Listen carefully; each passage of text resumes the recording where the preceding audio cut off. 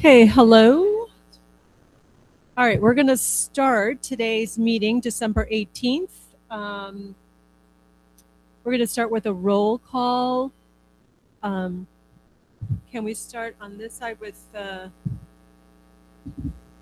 would you like to? My name is Emery Matthews, and I'm a student representative. Sarah Lovingood, teacher rep. Amy Zemnick, parent rep. Eric Steinmiller, principal. Laura Yepes, parent rep, LSC chair. Leslie Gonzalez, parent representative. Jeff Militante, parent rep. Great. We have quorum. We're going to start off with public participation. Is there anyone in the audience who would like to? Yes, great. Thanks, Ms. Kaler. Hi, I sent an email yesterday, so I wasn't going to pop in, but here. But I thought it was probably good that I say hi and introduce myself to some of you. I was on the LSC for a bit. And my name is Sandra Kaler, Koehler, and I'm a history teacher here at Lincoln Park for quite some time. But I'm here to speak about the National Honor Society, which I have taken back over. I had it for, it's a lot of work to do National Honor Society, so I let it go for a bit and have taken it back since. And it's a great group of kids. Again, I'm the advisor of this chapter, and I wanted to just highlight a couple of things that we've been doing. One is that we have brought back a very robust, very organized peer tutoring in the library 3 days a week. We don't just have the NHS members just show up, but we really focus on finding those students that are skilled in their particular, I guess I would say, in this class or discipline. And they have been meeting with students primarily in science and math. And it's just, I invite you to come in to see them Monday, Tuesday, and Thursday. It's not just about helping the underclassmen, but it's about building rapport and a sense of community. And even some of my NHS members, the seniors, will say, oh my gosh, I learned about the sophomores dished about all the things that were going on. And so it's about having older peers to look up to and to also support. But it's been very good. Another thing that we have done, Veronica actually brought this to our attention. We have 2 closets full of donations for the STLS students. That stands for Students in Temporary Living Situations. If you didn't know the acronym, we're a school of acronyms. And the stuff was in bags. We have a dang. Oh, can I like? Oh, I knew this was going to happen. I can't do anything in 2 minutes. Who can? I can also come up as a parent separately, but anyway. Okay. Well, no, I know you have business. So Veronica said these are just in bags and they're just sitting there because there's so much and everybody's so busy. So I said, that is something that the NHS can do. So the students have been there. This is perfect for them with a spreadsheet. They have taken everything out. They have organized it. They've categorized it by item, by size, by color, by gender, if you want to go there. And we're not, of course, gender specific, but yeah. So, and now we have shared that spreadsheet with the STLS committee or the people that oversee it. And now they are able to say, this is exactly what we have in the size. And it's been really great. So we are doing they are doing a really nice job there. There's so many, but they did backpacks for the night ministry, as I'm sure you're all aware of, in our city.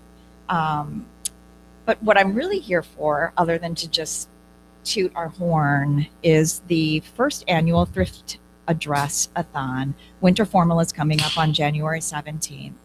And I know as a Lincoln Park parent or just a parent in general, as I said in my email, we have so many dresses that are never used more than once for semi-formal or formal wear. So we're really hoping that the community can donate their gently used dresses. And then we're going to have, our purpose is to sell them. We have a thrifting generation amongst us. So on January 8th, we're hoping we can get the dresses. We're going to then organize them for the Friday, January 9th. The dresses are $5 and $10. It's to promote sustainability and for those that just need a dress. So thank you so much for your support and all the work you do. I'm hoping that you pass that. And then, and then the money is going to go to a particular charity, which the NHS has not quite decided on yet. So if you need that, I don't know, but thank you very much. Oh, yeah. Thank you, Ms. Taylor. Wait, hang on 1 second. I just want to say this was a massive, massive hole for these kids, and you have filled that.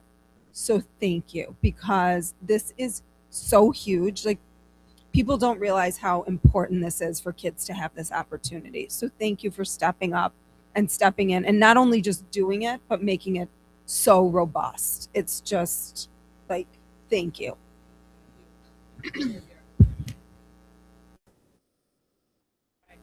Anyone else for public participation in the room? And how about online? Do we see any hands up online? Yeah, to Google Meet. So for Google Meet, if you want to participate, put something in the chat so we can make sure that you want to make a statement. And it's a 2-minute statement for public participation. No? All right. Not seeing any chats. We will again open it up for public participation at the end of the meeting. I also want to recognize that there are more LSC members who have joined us. Why don't we go around again to London, right? London Robeson, LSC student rep. Zach Hofeld, community rep. Eric Romer, teacher rep. Amy Martin, parent rep.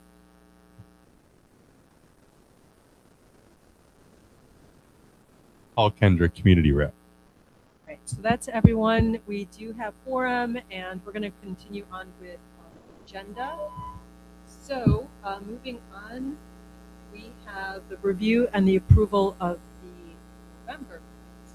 And Jeff had just sent it over to us. I didn't get a chance to review them. Has anyone else had a chance? Zach? Basically, all I did was I sent it out to everybody a couple weeks ago, and whatever people sent back, I made those changes. All right, so let's put out, does anyone have a motion to approve the November I move to approve the November minutes. Great. Anyone want a second? All right, so for a vote, all those in favor of approving the November LSC minutes, say aye or raise your hand. All those opposed, say nay. So that vote passes unanimously. Moving on, we're going to do celebrations of Lincoln Park High School. Anybody have any celebrations they want to share? I'm going to read an email that Jiley Taylor sent over. It went to I think it went to everybody. So from her email, I did want to share something for the LPHS celebrations with the help of Ms. Sturgis and donations from a nonprofit Jiley worked with over the summer. We have launched a care closet providing any student in need with essentials like hygiene supplies and feminine products alongside clothing upon request. We are simply working on getting the word out, but the closet is available to any and every student in need completely anonymously and at no cost. I'm happy to announce we've collected over 2,000 items in donations to be distributed to our community.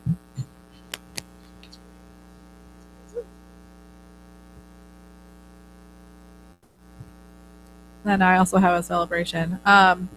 Today, a whole bunch of teachers and other staff members celebrated and honored freshmen who are on track, which means they are on track to graduate, regardless of how high their attainment was in a class. If they are on track to graduate, they were acknowledged with a certificate and a goodie bag and pictures with Dr. Steinmiller, and the energy in the room was really great. And so kudos to everyone who worked on that and to all the volunteers who helped.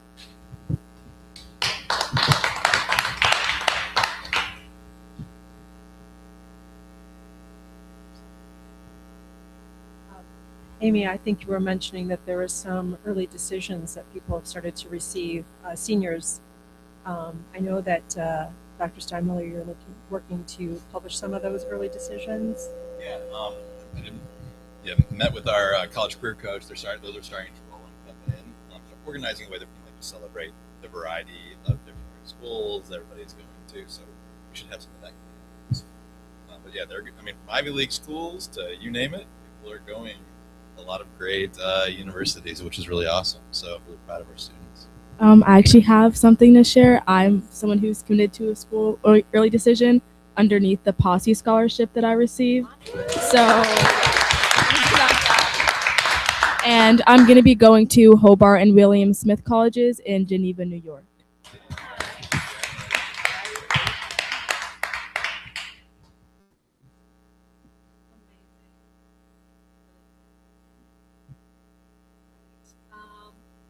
If there's no more celebrations, and I'm sure they will probably come up in your principal report.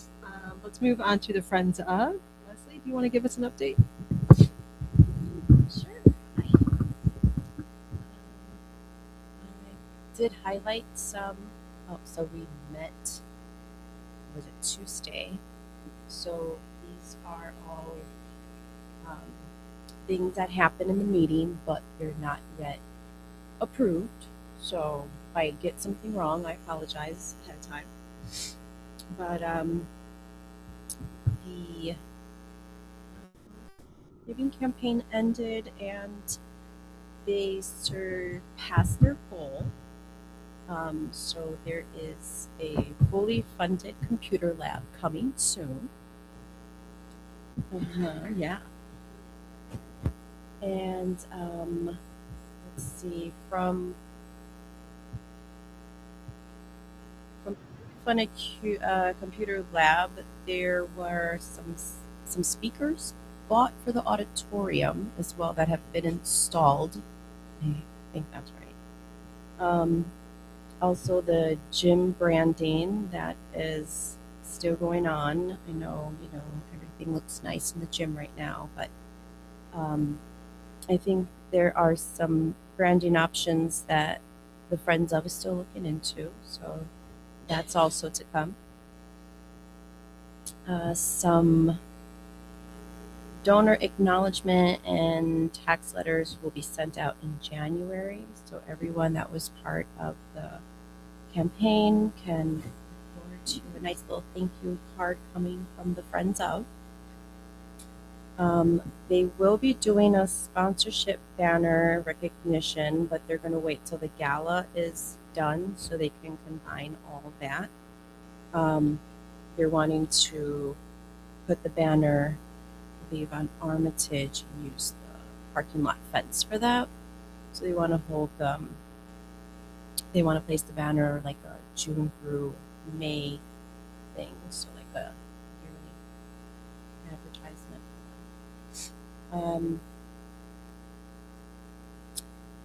There is a bit of, oh, I'm sorry, finish with this. There is also signage on Friends of Lincoln Park website for all the donors. So I know that's being updated. So hopefully come January, everybody will have their place on the website. They're also gonna hopefully be announcing Friday in the school-wide newsletter, emphasizing the fully funded computer lab and how the school helped and benefiting that, achieving that. Sorry.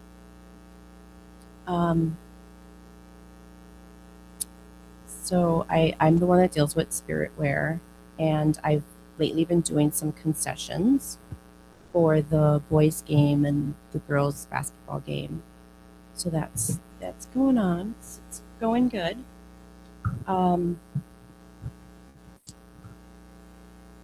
There is a fundraising overload that they would like to get more in order. So they're hoping to get with everybody with fundraising because there's been quite a bit of like asking, and some fundraisers are stepping on other fundraisers, and so they're hoping to build out a calendar so they can get the fundraising a bit more organized and no one's competing with anyone because we are a school and we want to stay united in that. And there is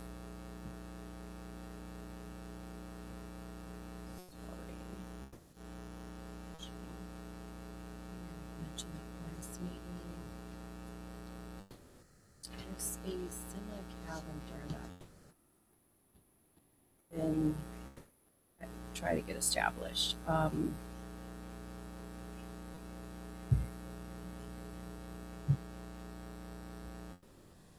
So there's gala updates. The venue is going to be at Mary Jo McGuire's, which was formerly known as the Loft, I believe.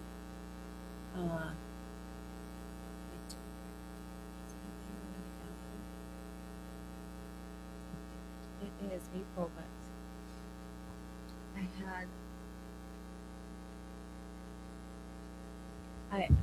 I didn't write it down. I had it last meeting.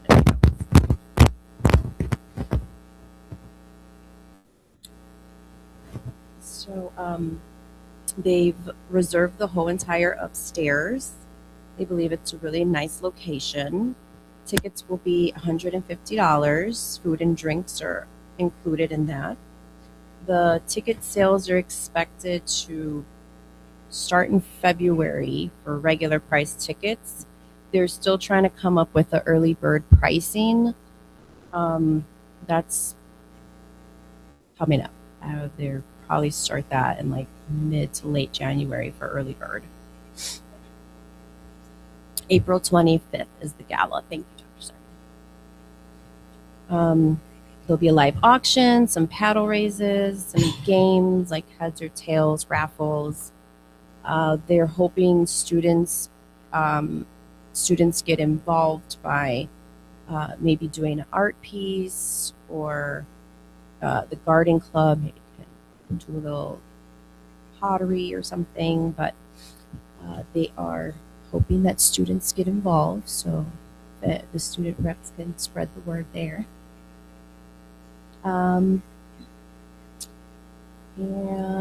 that's about it. They approved the computer lab. There's a tap for the concessions they helped me with. We're on hold for the banner until gala. And yeah, as far as finalizing dates for the auction for the pre-sale items and when the tickets will go on sale, that's pretty much it. Yeah. All right. Well, thank you very much for that update. Moving on to the parking lot. Chad? Well, I have a couple questions. Okay. I went to it my son started trying to get an idea.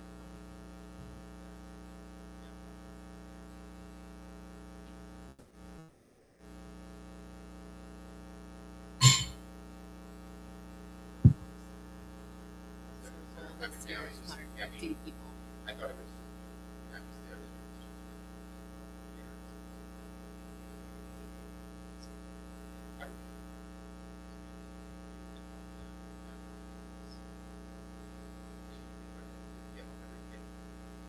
Most of them probably be like couples.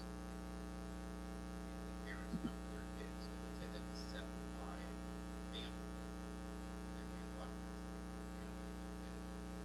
ticket price.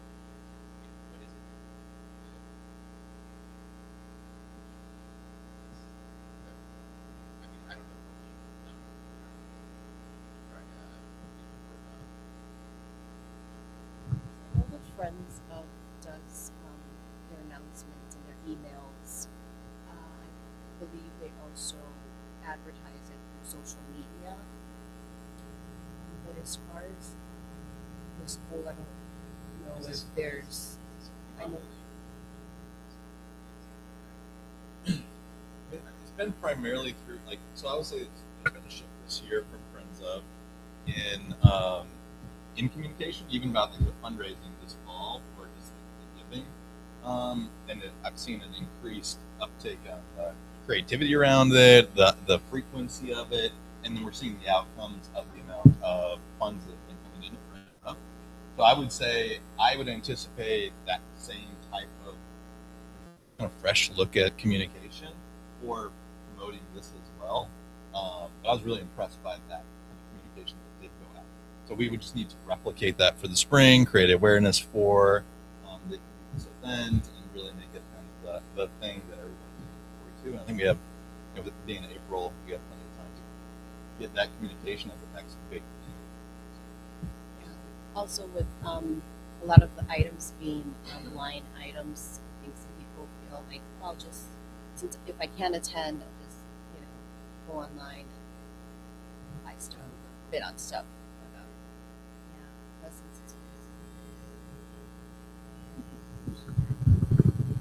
So I'll get out of the sorry.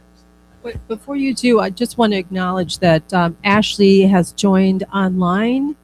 Ashley Stapleton is a member, parent rep of the LSC. So I just wanted to recognize Ashley. If you want to just in your chat, just say hello. All right, and then go ahead, Jeff. So as far as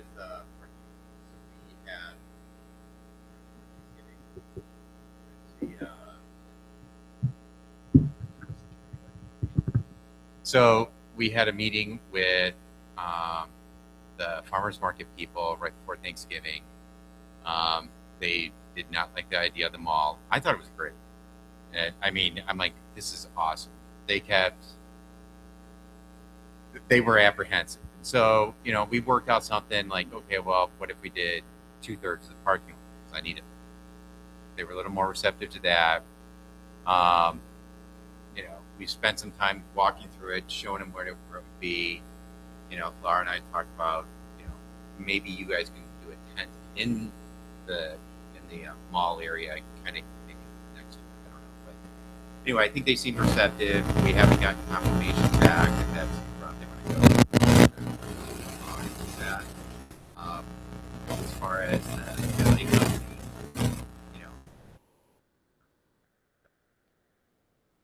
give to them, prove that they can sign off on. I wanted the start date to be December 1st. This is the busiest month for me ever. So, I wanted it to be done, so I just go be done with it. But it's not. So I'm hoping that we can get something together so we can present it to them, get it signed, get it executed, get our legal to be all happy with it. The other thing is the QR code. Real estate had said that they were going to take the lead on it. I sent an email out, you guys, and they came back and said, "Oh, yeah, no, they haven't done it. They've been pretty busy with other stuff." Get it? So right now I'm looking at going, okay, we've got the parking guy. Oh, Yeah, I talked to him. He's called me a few times. I have nothing to say to him because I don't know. I'm like, you have to go through real estate now. They're telling me going, oh well, if you want to do something on your own, let us know, type of thing. And I'm like, should have done that about a month ago, but so I'm gonna re-engage that. I don't know if it's anything I could do the rest of this month, but I'll start working on that in January. We had another company that I can't even think of the name. Hawk is the name of the company that I found, and basically, it was when I talked to them, one of the things they can do is we can put up the QR code, we can do the charge and all that. They can do every once in a while go through the parking lot, give a ticket. I don't know, but if that person gets ticketed a lot, maybe we do. I don't know, but there's different options that we can do. We don't have a gate. I think a gate would be, unless we see a lot of money in it, it's just not worth it here in the school. But we're going to go on a trust thing. But we do have the opportunity to ticket and tow if we want. So, I'm going to work with the two companies that I found. They're working with Standard Parking and Spot. So they're talking with them. I'll talk with the other two. We can get something done in January, finalized in February. That's where we're at.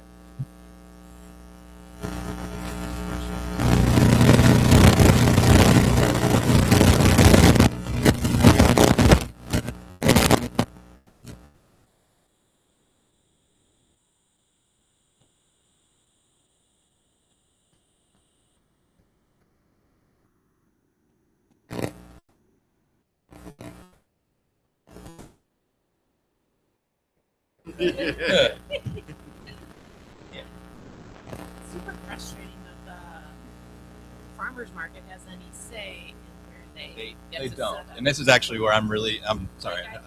This is not how this is going to, we've had a conversation.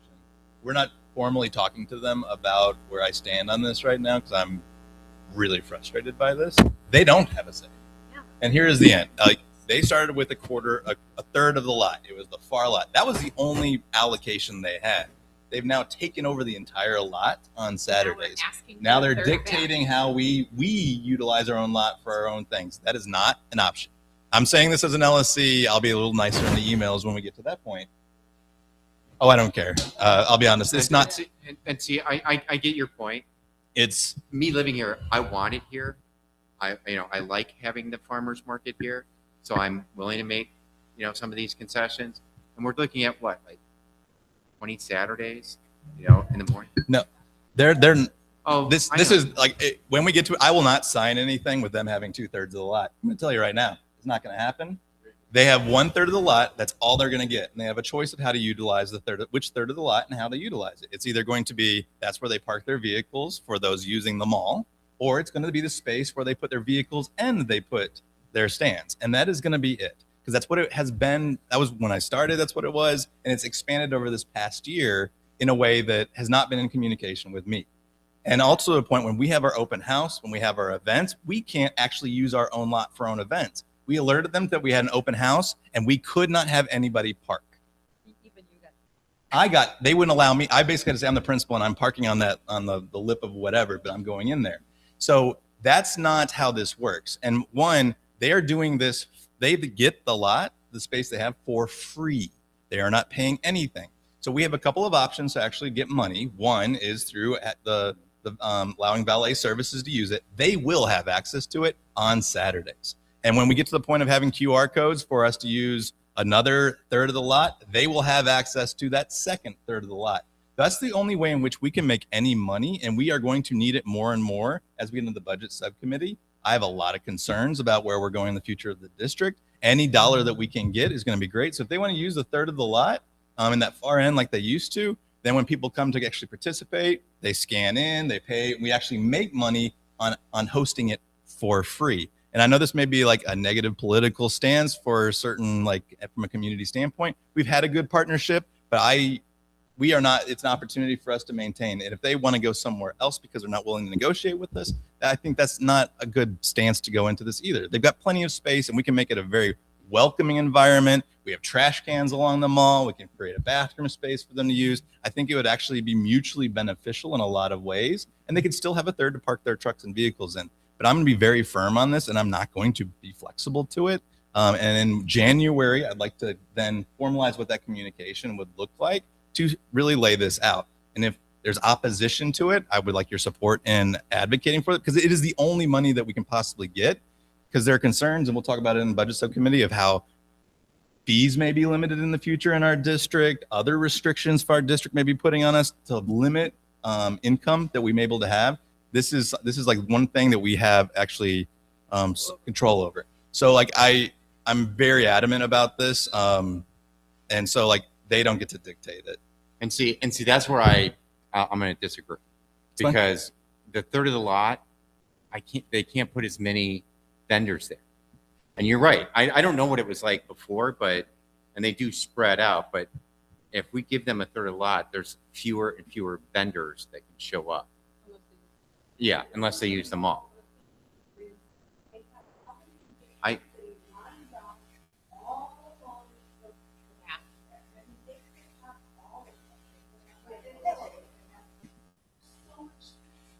Yeah, they Their were vehicles can go on the lot, and their stands can Correct. go on the mall.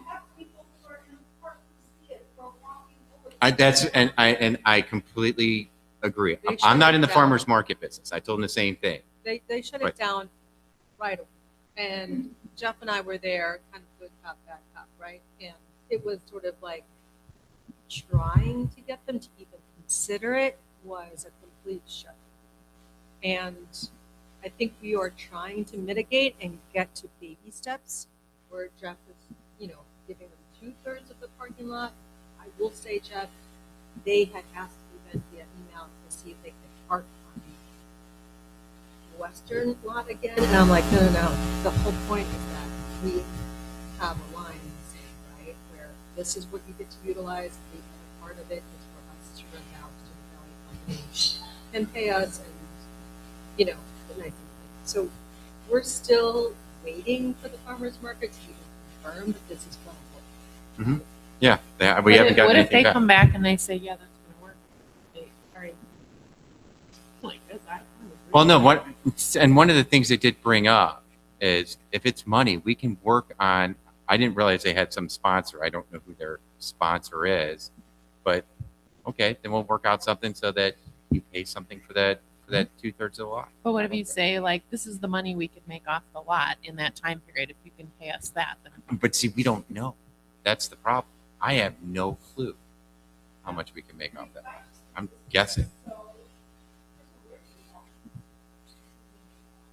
They want the full farmers market there but why not in the because mall? it's. Pardon me. But why not in the mall?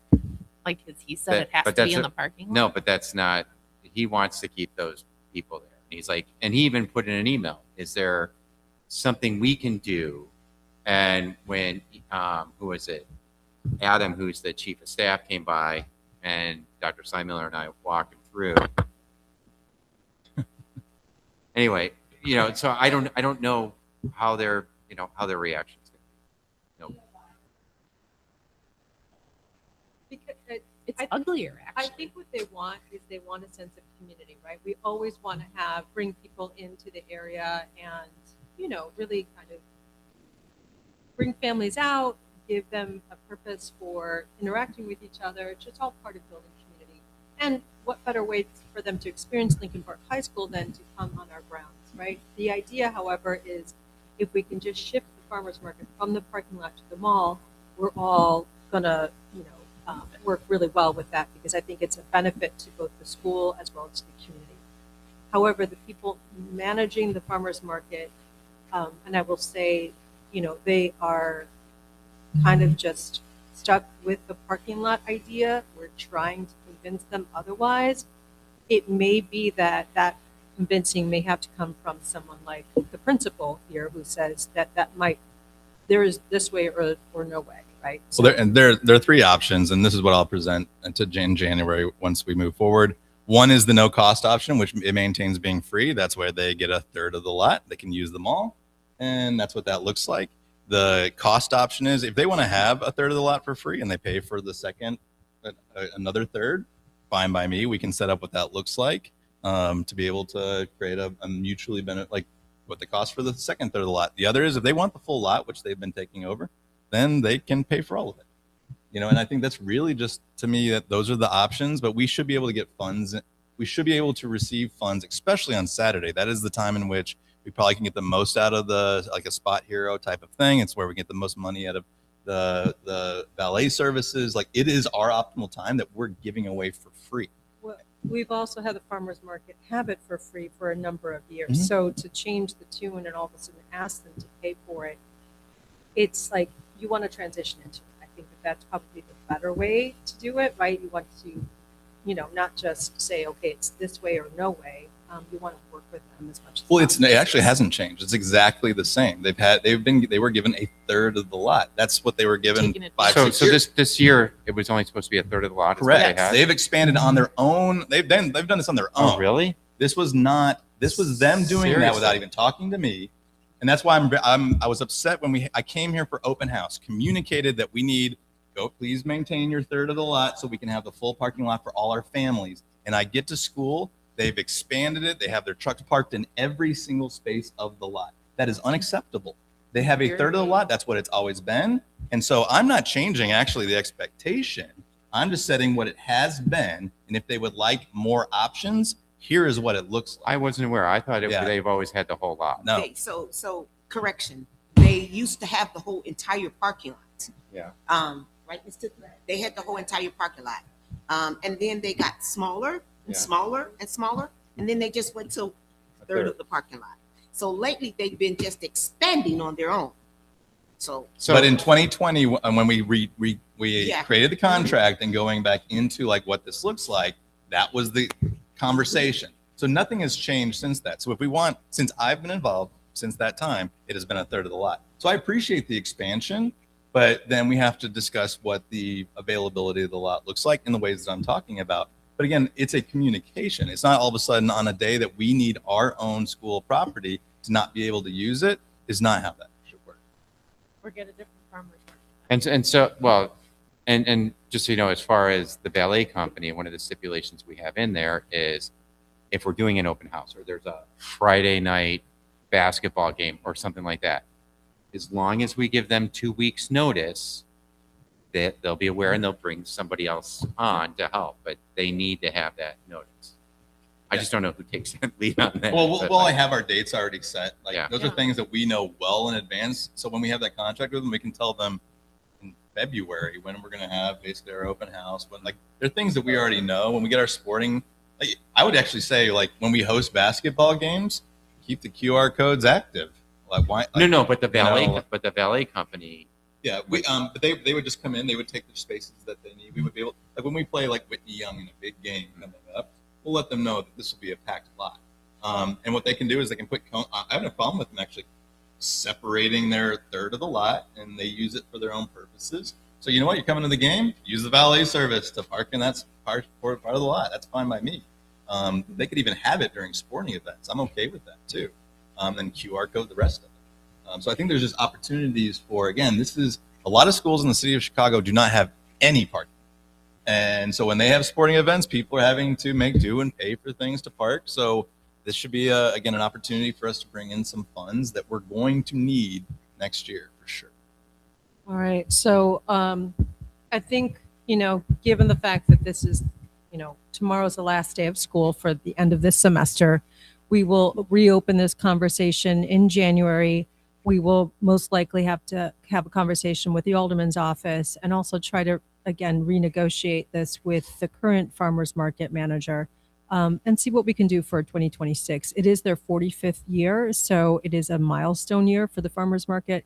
We're going to try to do the best that we can to work in the spirit of community. All right. Any other comments on that?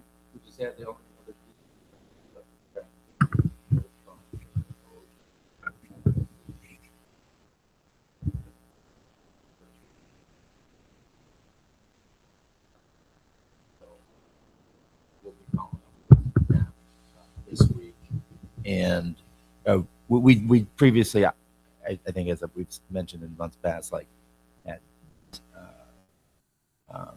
considerable discussion with the CPS real estate office about this.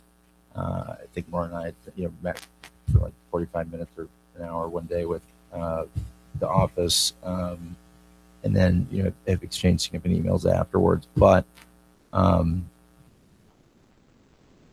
Unclear to what extent they are moving with any sense of haste to follow through on that. So our plan is to basically just follow up again, but and call attention to the fact that part of the reason we're in this predicament is because the office did not do anything for a year, and just see if we can't like something. Yeah, the matter was really out of our hands. It was up to CPS to collect those funds, and the fact that they did not follow up after months. I think Ms. Lopez would every month ask where the payment was for the rental of the parking lot to Crickets, essentially. So I think that CPS understands that it's really that they dropped the ball. Let's just put it that way. But we may put them in collection. Well, that would be a CPS. We can't take any legal I know, but action. can CPS put them in? We're going to I mean, let them. presumably they could go to like small claims court and file a lawsuit saying that, you know, they're owed X, you know, 50,000, 60,000, whatever. And they tried to negotiate a reduced amount that was Right. owed and still got nothing. Are they still in business? Do they still do business with the city? I do not know the answer to that question. Didn't someone talk to you? I don't. They were part of the loop of the conversation because they were trying to get the contracts. Yeah. So it appears they still exist. Don't.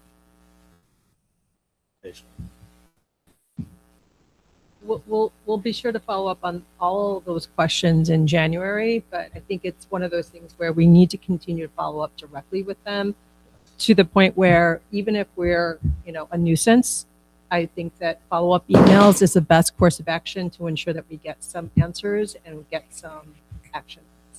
Yeah. We just go. Jeff I'm is a ready sales to guy. go. So I'm like- No, but I mean, like, and ask for a meeting to talk and go, you know. Sorry. All right, so My understanding is CPS has sent them like a final payment letter, like demanding payment, Okay. or else, you know, legal that's, although Steve never like confirmed that, he didn't ask for confirmation that the demand was issued. He said he was going to issue demand, and so.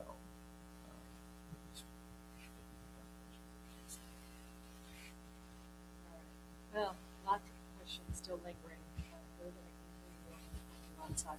Yep. Yes. All right, so moving on to principals reports. Good. Similar. Yeah, since our last LSC meeting, we had Thanksgiving break, so there haven't been any like major updates, but a couple things I'll just share. Just be pretty brief for the most part.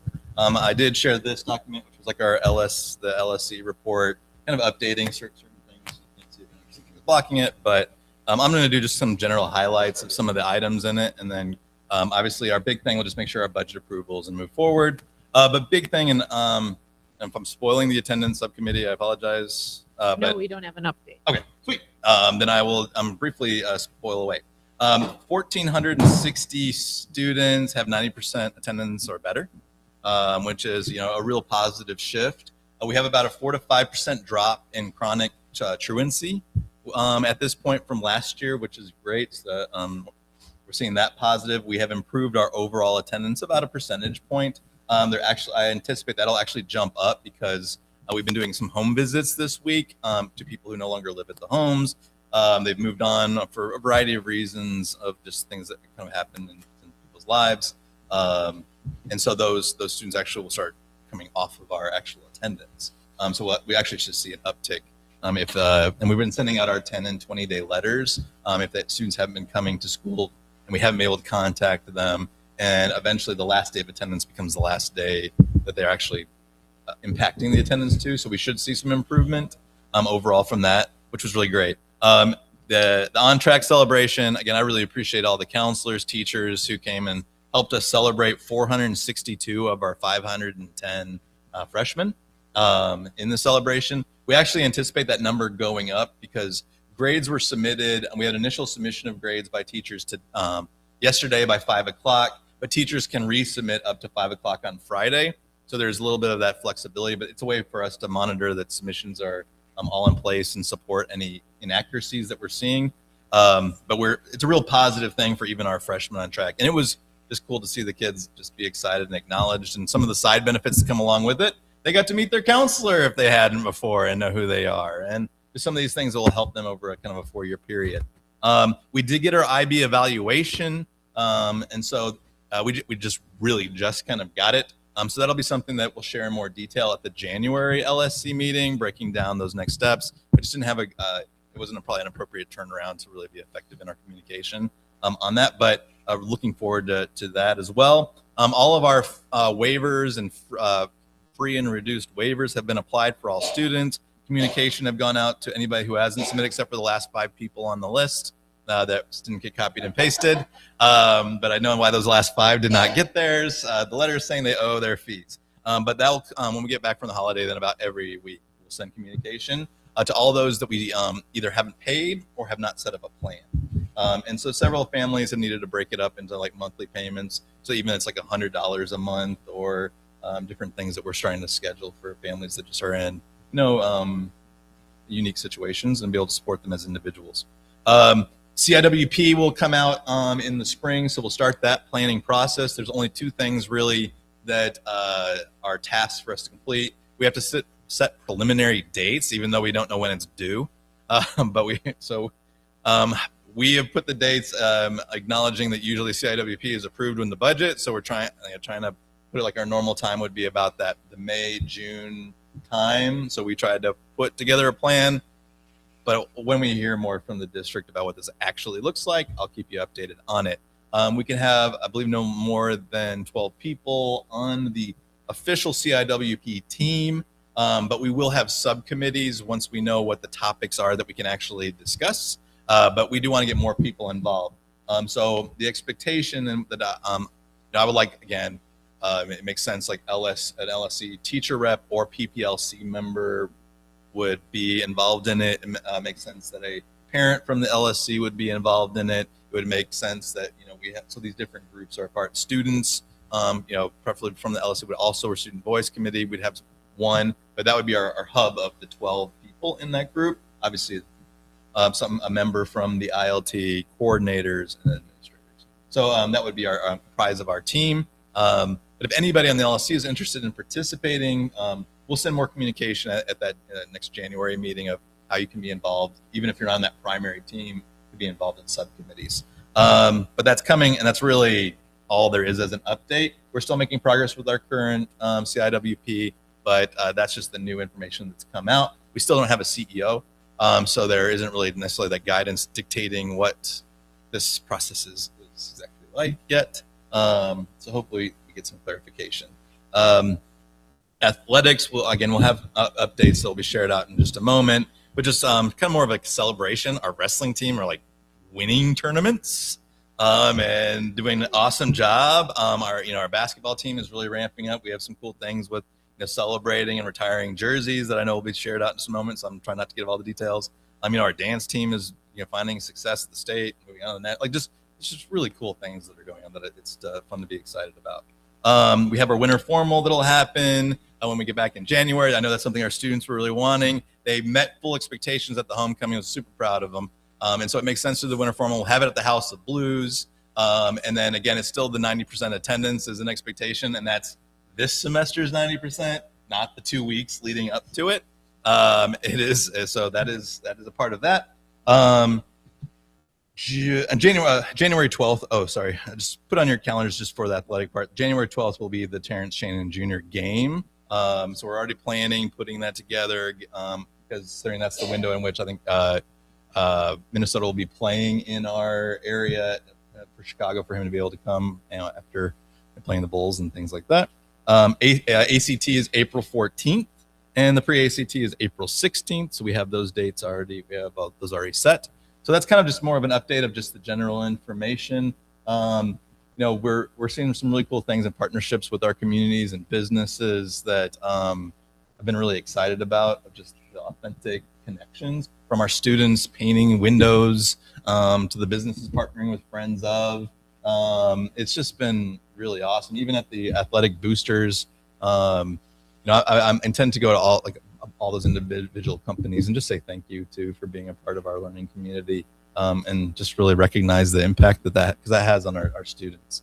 From the scoreboards that they're paying for to smart boards to future stuff with our auditorium. That's it. So it's making some great progress, and this was kind of a brief principals report. But in January we'll talk more about CIWP processes and then the IB evaluation. So thank you all. Thank you for that. Any questions, guys, on that principal updates? No? Okay. comment about the student fees. 'Cause I did see the email that went out, the weekly newsletter. It's just kind of like small and not very, I don't know, bold per se. It's kind of more toward the bottom of the street, towards the top.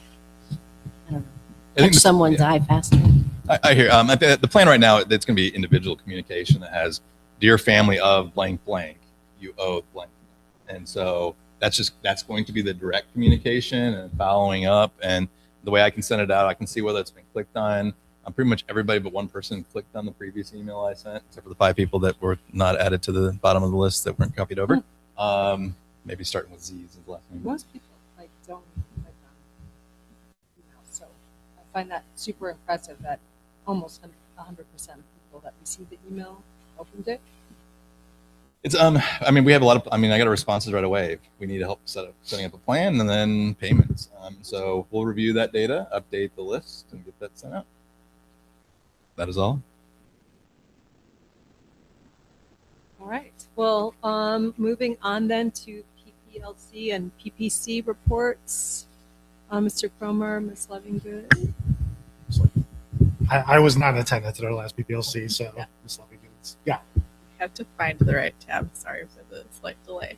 At our most recent PPLC meeting, we talked a little bit about access to rigorous classes, and we're looking forward to a report from one of our PPLC members who went to an EOS, which stands for Equal Opportunity Schools meeting. So we'll be learning more about that in our January meeting. We also started to have conversations about the bell schedule for next year, which is something that teachers vote on. So having conversations this early year is beneficial. And we're working to coordinate with several different invested parties, including our administration, to potentially examine some different kinds of bell schedules that could benefit teachers and students, etc. We have nothing super huge to share in terms of motions we made. So I think that's a brief summary. Yeah. What we covered. The only thing I mentioned, I wasn't at the PPLC meeting, but prior to that, Ms. Morris was very nice to meet with the budget subcommittee to go over some things related to how clubs are funded. So that is something we're going to be talking a little bit more in PPLC. But again, Ms. Morris was very generous with her time, so gave us a lot of really good information.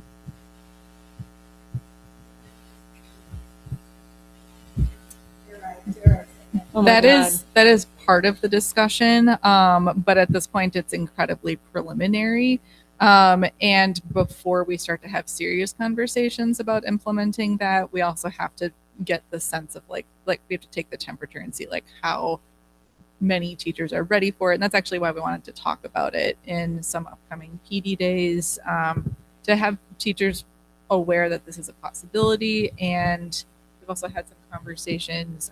Ms. Tukey had some ideas around how to engage teachers and share information about how longer periods can be beneficial.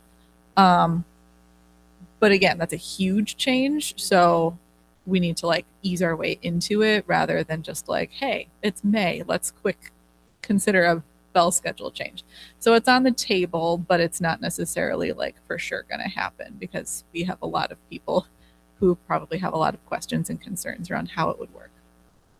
And I would kind of say with that too, that's probably when we say a ways away, that would be something that'll probably be an entire discussion in the next year. So that would be ways away. Yeah. I'd imagine that's going to be a huge transition, but it's something that's super beneficial, because going off to post-secondary, that's sort of the way that most colleges and universities have their schedule, right? You take classes and it's a longer period or a longer session. It's not every day. And then just from personal experience, my stepson goes to Jones Academy and they have a block schedule. He did all this week was finals, but it was 2 finals each day. And he got to go in, a little bit later and leave earlier because it was just those classes that he had. So allowed him to really study for those specific classes and just a little bit better in terms of managing stress load, I think. getting ready. I think there's a lot of ways where it could be beneficial. I think that's a great example. Like it gets, you know this, but like it gets very challenging in a school like ours where there's just so many different programs, student needs, et cetera, to where it's really difficult to gauge the impact it's going to have on all those groups. So it's something like I want to look at more for sure, though. Excited that there's a conversation and talking about the pros and the cons. So appreciate that. Yeah, we're leaning real hard on the work of a couple of really invested teachers. So really grateful to be on the team with them. Thanks for having those combos. Moving on to budget. We had a meeting on Tuesday. Dr. Steinmiller, Ms. Lopez, Ashley, and myself, and also Ms. Tukey and Dr. Macias were on the call. We're bringing up the budget tracker right now. So everything that's highlighted in blue are transfers that are under the $10,000 threshold that does require LSC approval. And these are really transfers. I have to give it to Ms. Lopez. I mean, she transfers like the smallest little transaction, but it's important to have everything noted. That's why they do so well when it comes to audits.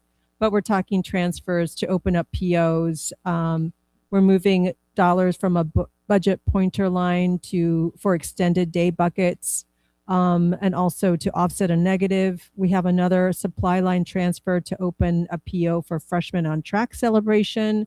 We opened a delivery line PO, equipment line transfer for the athletic transportation, and a commodity supply line. I mean, these things kind of go on and on. There's even an open PO for the science department.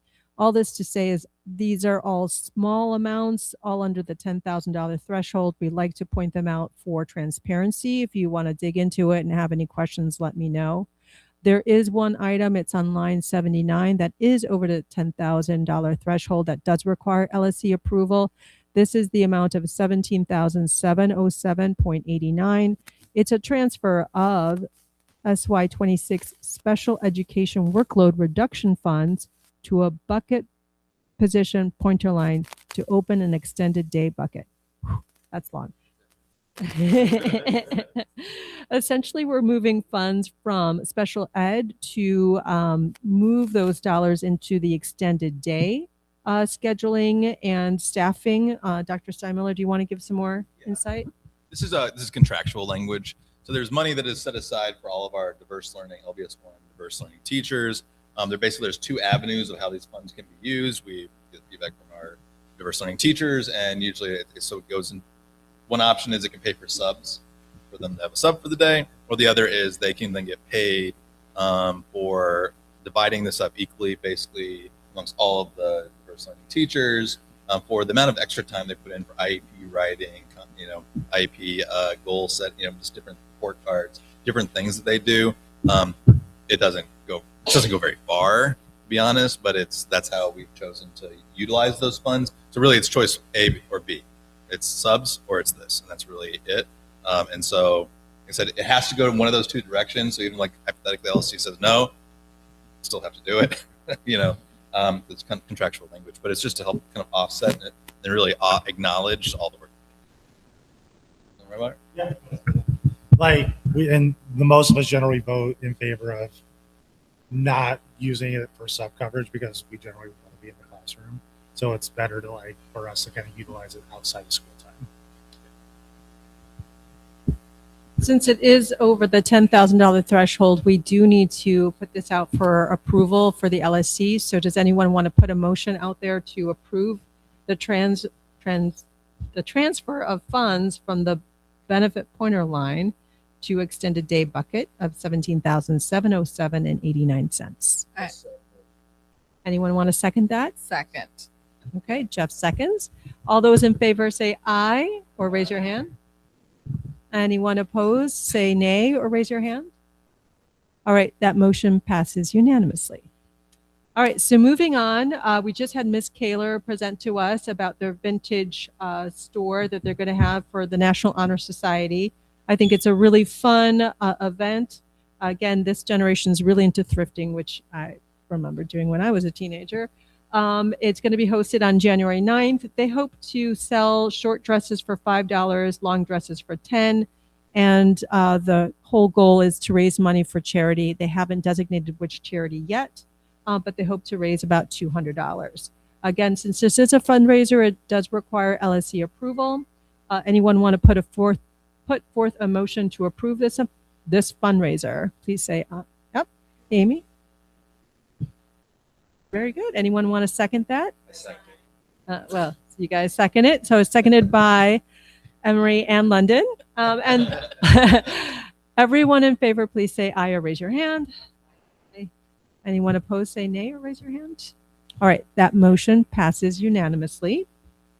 So now moving on to a student fee. Now, this is not the annual student fee. This is just additional student fees that are raised by teachers or classes in favor of student activities. And this one comes at the request of Ms. Kong, who is a PE teacher.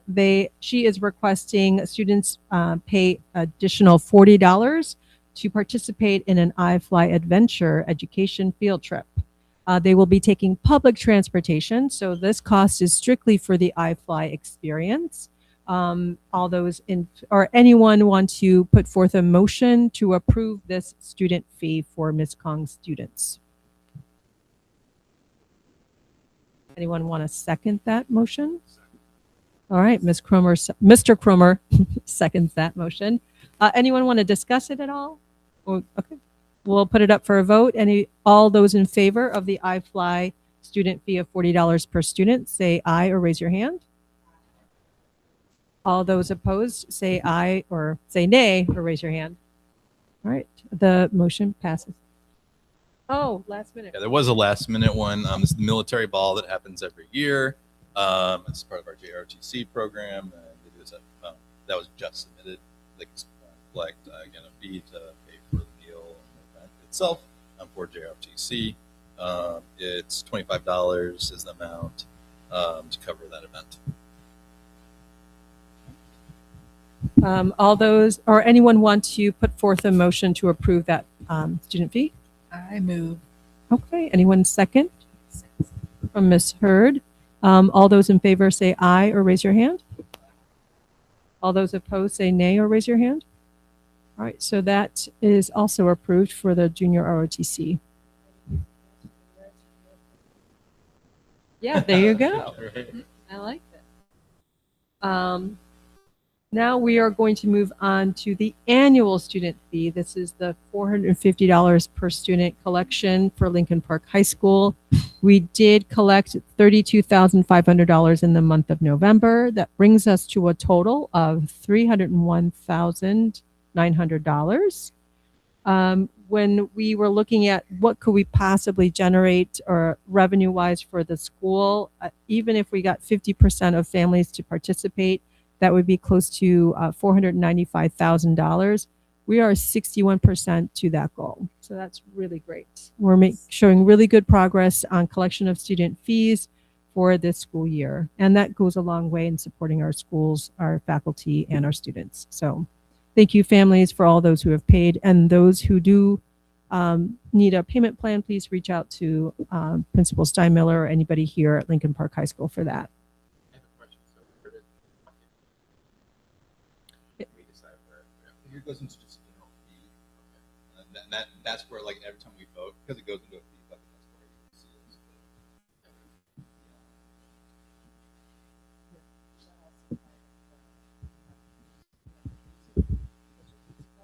No.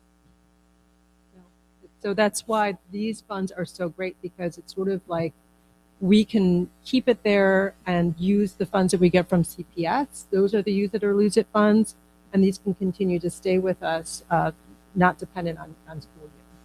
So. I think is there a qualification though with like whatever you set like within when you say you're collecting this for blank, blank, and blank, it has to like fit in. You can make those pretty general, but it just has to fit in those things. Yeah, fee letter at the beginning of the year kind of laid out all the different things. So anything if it were to be used outside of that criteria, if it was like $25. I was just gonna say, well, 60% sounds good. Like we're halfway through the school year. Like, at point does you start to collect less because so much of the year has gone by? And then are you allowed to carry that over to the next year and be like, oh, now you owe 900 because you didn't pay last year? Actually, what we're supposed we actually have received funds for the SY 24-25 year and SY 23-24. Oh, so that money's not even all No, this so year. We're still collecting funds because now people are looking at. And more people are on their portal. They're seeing these things more readily. Yeah, Great. a lot of $1 temporary student badges. That's annoying. Made my daughter pay me back for those. But yeah, so we're pushing that and the other fees because everything is on Aspen. So it's a lot. It's helping with that. Also, I have to commend the clerks for putting all of that into Aspen. I mean, it is a manual process, but it does, at this point, I think we are ahead of schedule from what we did last year. So every year that we bring this up, we're getting better at communication and also having the administration of the student fees in Aspen.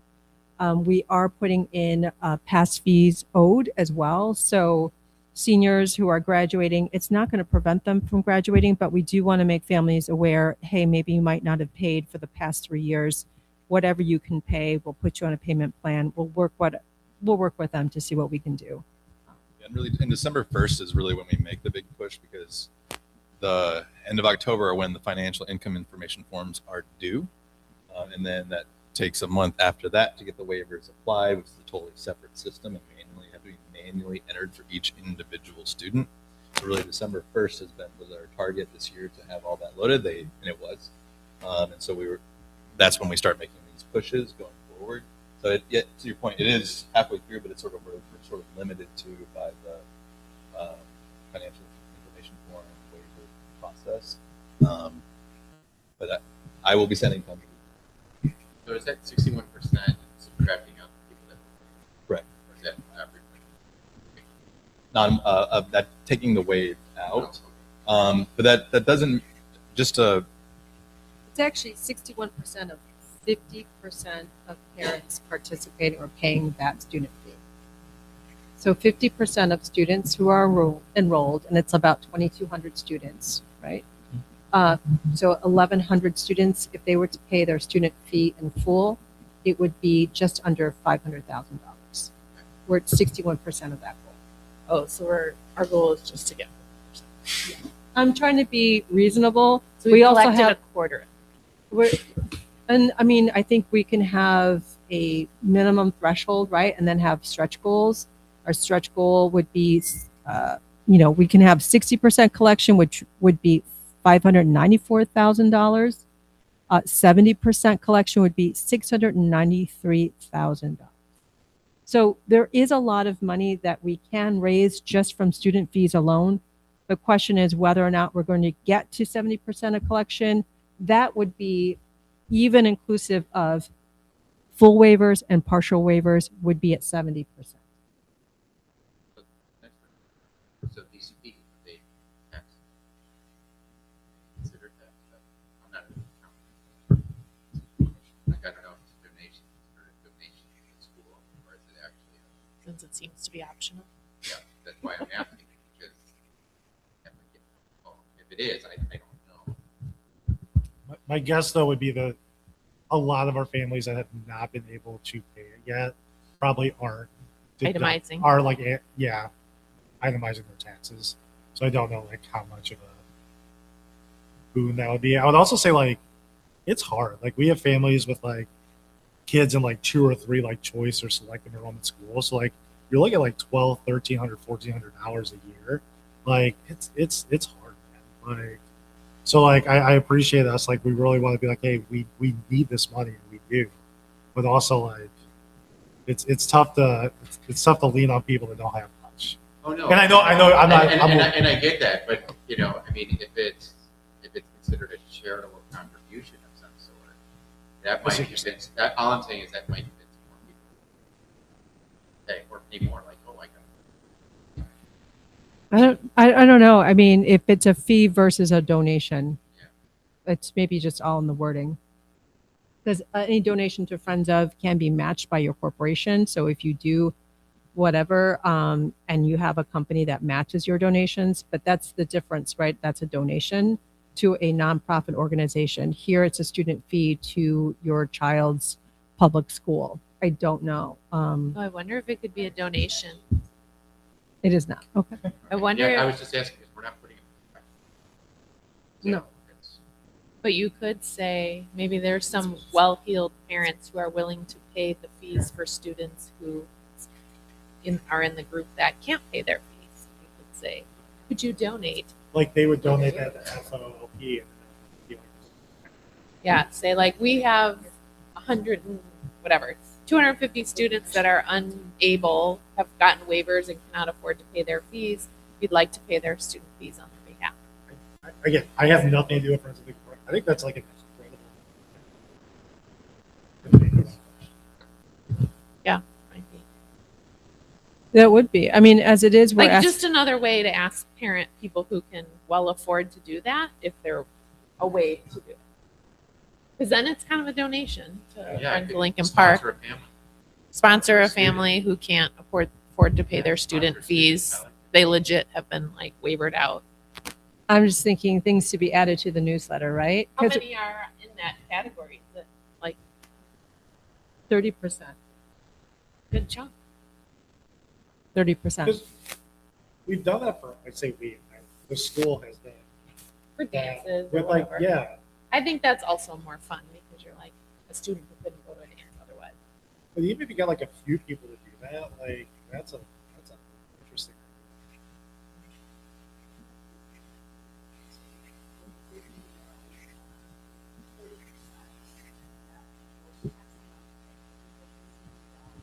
Yeah. You want to sponsor a kid? Yeah. Quick.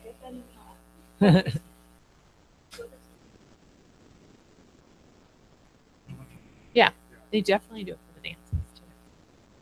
Well, let's see what we can do. I mean, maybe we can add that to our newsletter. I know we're already including it in communication, but if we can get, parents to sponsor a kid and pay their student fee, I think that would be well worth our while. And we would just have to, since it's not going through Aspen, we would have to do a payment method, right? Because the student fee is tied to a student's account. Oh, yeah. You'd have to like be able to subtract it out.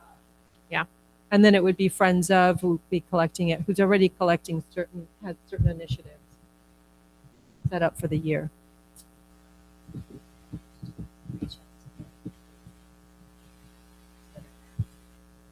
I think most of their meetings too, they just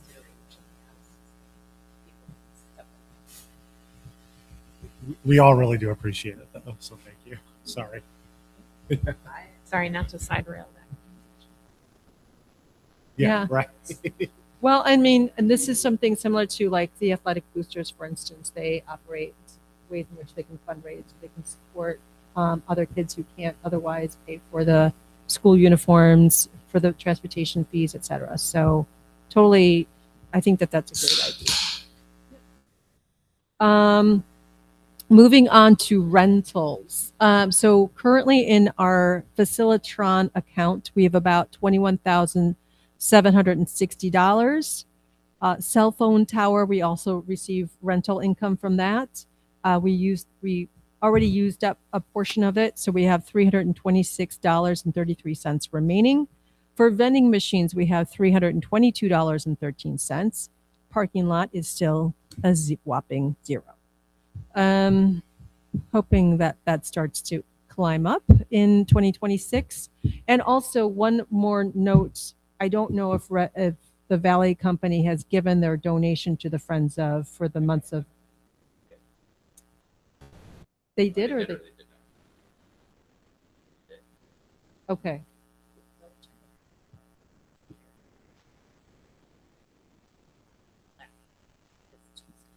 Okay. Well, I'll see him. There you go. Otherwise, you're going to have a nice big meal. That's around. He keeps offering.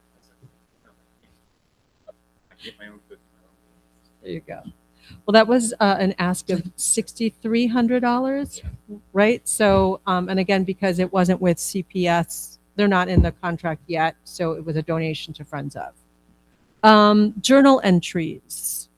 So we have some funds outside of the budget tracker that are also moving and transferring over. We have $1,190 transferring from the general athletic fund to the athletic bus fund. We also have $704 going from ticket sales to the general athletic fund. And then as far as transportation, to date, we've only spent $12,802. That's incredible. $2,800 has gone to pay for the performing arts and band, $600 for the chess club, and $9,400 for the football team.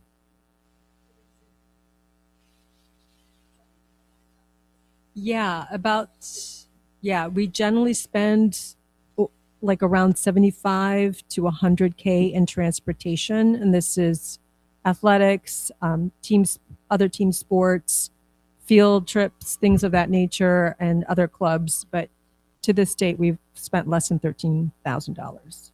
So that's good.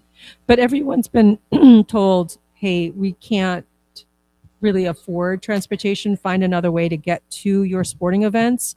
So I think people are finding ways to either do carpools, use public transportation, etc. And I think this is really working. And it's unfortunate, right, that we can't pay for transportation, but that's kind of where we are right now. And that's it for the budget report. Any questions at all? A little comment or ask from sports and boosters and clubs and all that. Like there's like a sign up, and I know some other schools and selective enrollment ones too. There's fees that students pay to join a sport or a club, whatever. And I'm just wondering why don't we have? Why aren't we making our coaches and boosters and clubs like a mandatory fee? Because I think it's optional and some of them don't put out like I would actually fees say and whatnot. Each team, and so we have a sync once a month with athletic boosters, with our friends of, and all the kind of subgroups to it. Pretty much each team has its own like mini like head of that sport, and they are collecting those. But instead of coming to the school where we are limited in how we can utilize those funds, it is going into like their little bucket underneath the boosters. So teams are charging. And they're doing the things that we've approved. So they are actually kind of, fee isn't the right word. They're accepting quote donations from their families and players. They may say it's $300 or whatever it is, and some maybe even more. But they're saying that's how much it costs, and it helps pay for buses and this and this. But it's going directly to the booster group. Yeah. So each team is kind of its own mini booster underneath the hub. And this is something I wanted to I'll just bring it up just slightly, like we talked about in the budget subcommittee, but the district's tinkering around with things like limits and caps on fees and certain things. You don't need to go down that rabbit hole because nothing has come out of it. But the point is we just need to recognize that they're tinkering with stuff. So when teams have the autonomy within this group, it gives them a lot more flexibility to collect funds, even if the district decides to make really stupid decisions. And so those are things that I think the more external it is through friends of and boosters, probably the more sustainable it is as well.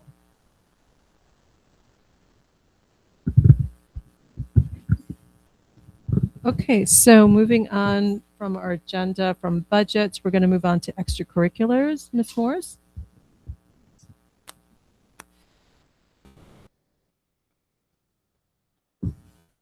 Hello, everybody. Happy holidays. So sticking with the athletics topic, winter sports are up and running. It's our smallest season among the three. Teams are doing well. Someone mentioned wrestling, which is awesome as a new sport for us. Some are kind of already midway through the season. Some, like boys swimming, have literally just started this week. So it's a little bit of a mixed bag. Some have needed to fundraise, others have not. So again, Leslie, to your idea, I think it's worth talking more about at the next booster meeting. But every team has like different fundraising levels right now and goals and frankly expenses. So bowling is very different than football or basketball. So it is more work to manage this on a team by team basis as opposed to just saying, pay a flat fee. But it does get tricky when you break it down by sport. So, but thank you for that idea. Some highlights. Someone also, I think Dr. Simler mentioned dance, qualified again for state. They're just continuing to be on a roll as usual. We did have one of our LP female senior students sign to row at University of Michigan. So yeah, just great stuff. Yeah. Yes. I am reaching out to our aldermen to really figure out how we can start featuring more of these success stories in the alderman communication every week, which would make sense on many levels, right? Our health and documentation compliance system, our new system called Snap Manage, is going well. It's a lot of work, but it puts us in a much, much better place if we were ever to be audited, and just to ensure our athletes are compliant and healthy to compete and practice. So that's going well. As was mentioned, January 12th, Terrence Shannon Jersey night is kind of a big deal. So we need to make sure that show run is well in order, and we have a really nice crowd in the gym on that day, on that night. Chick-fil-A is selling at all boys basketball games. We receive 10% of the revenue from those sales. And then thank you, cheer team, aka Leslie, for selling concessions at most of the games as well, which is just community building as well as making a little bit of money for the team. Spring sports, which will be here before we know it. We have all of our coach roles filled already for spring, and that includes 2 new girls lacrosse coaches, 2 new baseball coaches, a sophomore boys volleyball coach. The only exception might be boys water polo, but we need to confirm there's interest in a team. There was not last year before we go down that recruiting path. Yeah, we will definitely have a girls team as we did last year. Boosters, just a couple of things. Some of this is a little bit redundant. Casino night really was a big success, doubled the tickets sold versus last year. Coach bartenders were again a big hit, really a great vibe, great time. So that was about 120 tickets sold. About 14 to 15K net revenue from that event for the general booster fund. And that includes some sponsors. So some of that money will go towards paying back what boosters incurred for the scoreboards. But they're also already looking to potentially a new sound system for the main gym, which we could really use. And then some branding on the walls that really are still missing. And also launching some sports scholarships for some of our athletes. So that is a little bit of an early idea, but it is already in process. Let me just see here. Huddle is up and running in the gym, so you can watch the basketball games if you so choose. And then we are also looking to see whether Huddle makes sense for some of the performances in the auditorium as well. Huddle is a camera that is installed in the gym, and you log in and can watch the performances remotely. So, yeah, and especially since we have such a small gym, sometimes that's helpful, and certainly for friends and family who are remote, who can watch their athletes play. Any questions on sports or athletics?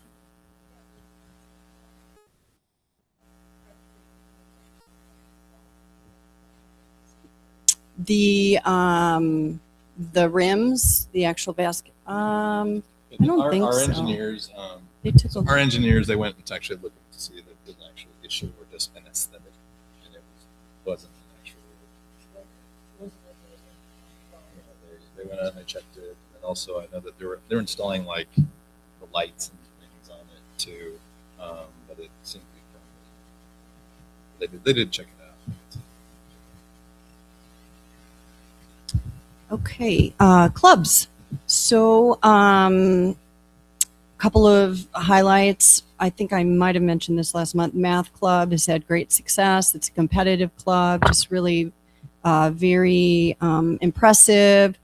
Our robotics club hosted last Saturday a big event, like kind of a first-time elementary school event involving Legos. I don't know exactly what was happening, but I was here, and it was like incredibly packed and just, I think, a huge success. So really kudos to Mr. Hardesty and Mr. Bentley for putting that together.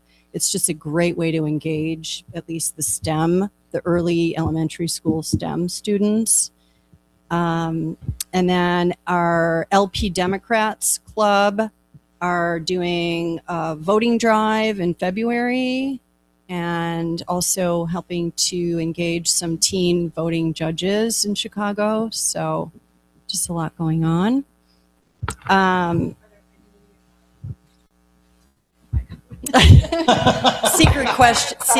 Secret club question. Are there any students who have volunteered to be election judges for the day and getting paid for that? Yeah, I don't know. I suggested to Ms. Magar that maybe we combine the voting drive with recruiting for those teen election judges, since it is. Window closed, but if you had any, it's a 350. I know my kids have done it, and it's great for all kinds of reasons. So the civics teachers usually do a really good job of like bringing that up with kids as well. So yeah. But is it closed for the midterm elections? Not the midterms. Yeah, just for the March. So I think targeting for very important midterm election would be probably engaging. Yeah. Yeah. Well, it's just a great way to participate, know like the whole election process, and also make. Yeah. No. Yeah. Yeah. It's a long day, right? Yeah, and there's training. I mean, it's a bit of an effort, but again, it's great to put on your college app. I mean, it's a great process, a great opportunity. So we will pursue that. Funding for clubs is less, as I think compared. So OST, what we call OST funding, compared to past years, roughly about half. Versus last year. As a reminder, our club sponsors are not being compensated for their time, but I would say, most of our clubs are thriving, and I'll give you a couple of stats in a minute.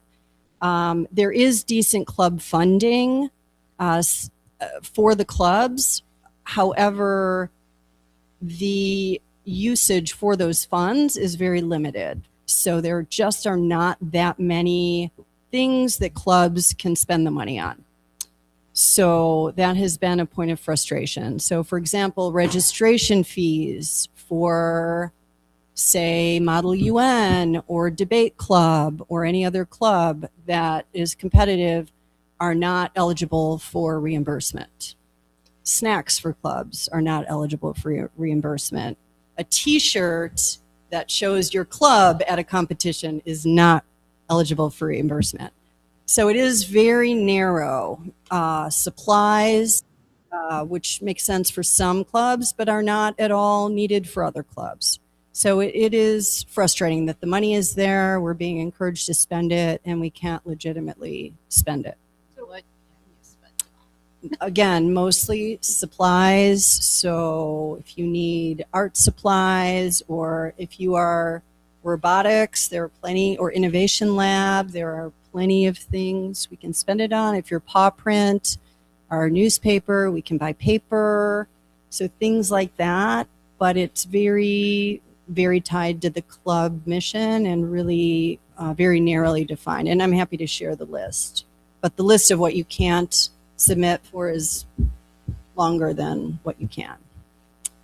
So that is what it is. And I think that list has gotten narrower, but I don't know for sure since I wasn't managing this last year. We started off with about 70 clubs at the beginning of the year. I'd say we're closer to 60 today. It is not uncommon that some clubs fade. The excitement level, dissipates a bit. But at the same time, we have an ongoing, list of students who come forward and want to launch new clubs. So a few examples of some of our more vibrant clubs right now, and I don't want to forget anyone. This is just a small list. Are Best Buddies, Debate, LP Democrats, Women Empowerment, Paw Print, Red Cross, Chinese Go, Poetry, Badminton, Asian American, Innovation Lab. And that just gives you a sample, but it also represents just the diversity of so many clubs and different interests and what our students are interested in. Some of the new clubs that are being put in place right now for next semester are ping pong, sports debate, boxing, math club. Math club is already in process. Geopolitical. So again, just a variety of clubs that students are interested in launching. For the new semester, I'm going to start featuring one club every week in our daily announcements to just, again, encourage more interest. Maybe launch a New Year's resolution campaign, commit to joining, every student commit to joining one new club or trying out a new club in the new semester. Maybe we'll do a mid-year Clubapalooza, which might be fun. But we will be asking our clubs to participate in admitted night in the spring for all of those freshmen who are hopefully joining LP. Any questions on clubs? Okay. I think that's it. While I'm up here, I can just cover fundraising, if that was also, I think, on the agenda. Most of this has already been discussed. The last fundraising monthly sync that we had was on December 8th. The next will be early February, just due to some conflicts in January. As a reminder, this is a high-level sync to ensure all of the fundraising coordination is happening and being shared across those teams. I believe FOL annual campaign was covered. Of course, Booster Casino Night, annual gala is a head scratcher to me in terms of why attendance is always so low. Just don't understand it, but it is what it is. And we're putting together a list of family foundations and large corporate donor opportunities to pursue that as well. And our new sports storage facility, which is going to be replacing those nasty little sheds, is going to happen before spring sports season. So, any questions? Thank you. Thank you. It's a lot. Appreciate that. And all right, let's hear from the student rep. Student voice, student life. Hi, so me and Emery just wanted to give you guys like a quick update from both Student Voice Committee and the Senior Planning Committee because we've been working closely together with both organizations. So both committees work together to come up with a list of ideas for Spirit Weeks and theme days for seniors and like the overall student body. But after talking through a few things and making a few changes, we ran into a little bit of conflict on what went on the flyer, but we were able to compromise and agree on ideas that worked for everyone. So that was the good. We did see some student engagement during a few Spirit Week themes, which was really nice to see. But moving forward, we're hoping to be on track with more student engagement because we didn't really have like I've seen years where we had like majority of the student body like dress up. And also like we're planning to do that like second semester. So hopefully.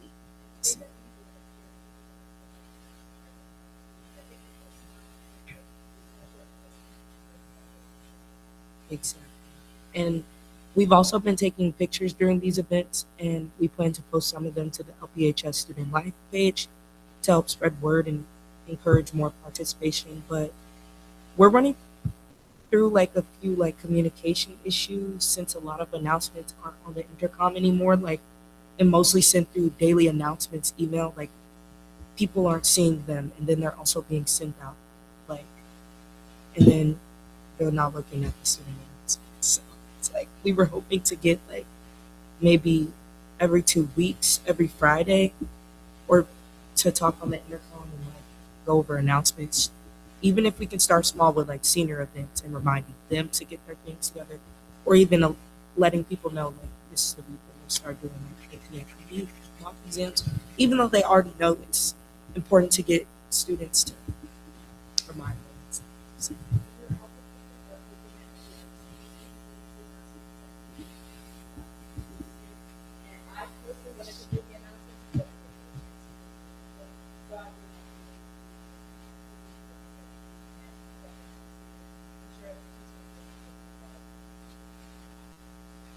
yeah, we should.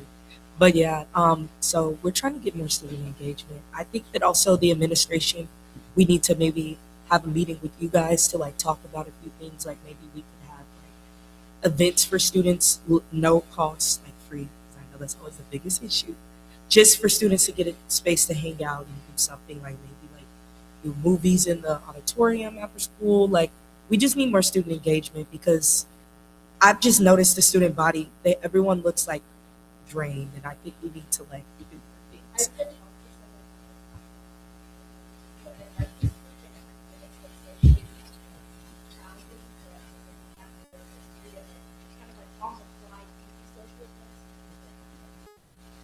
Yeah, like I know attendance is a big problem, but I also think that when people's mental health aren't really like up to par, that's why they're not coming to school. So we definitely need to work on some things to get them some more support. Actually, that's my favorite. I know these also kind of some other events that are low cost, even like a silent disco or dance or whatever it is, things like that. There may be a cost, but it's not like $60, but maybe it's like $5 or $10, like something that's more costly. Still have to rent them, but like, so I know she's looking at some things. So I think too, connect with Miss Morris on the kind of the announcements, even if it's once a week or something like that. I know that we can kind of talk through some potential options, and then if you what we can also do is Miss Trochet and Miss Lugo have my calendar, so when you guys want to sync meetings, you let them know, and we'll meet anytime you want. Cool. Thank you guys so much. problem. Thank you. Movies in the parking lot? I'm all about it. Movies in the park?